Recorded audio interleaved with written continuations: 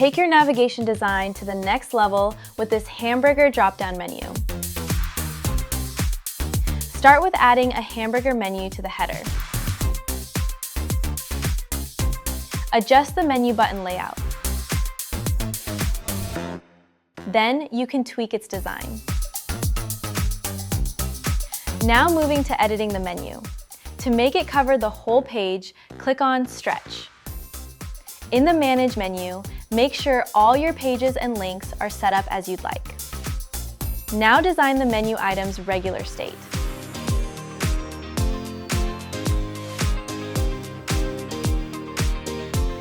Then adjust the color in the hover state.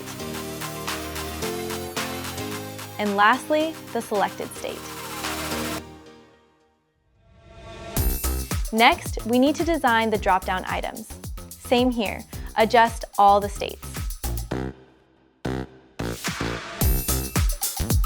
And finally, adjust the container background color.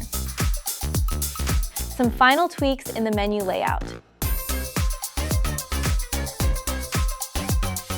And the drop-down layout properties.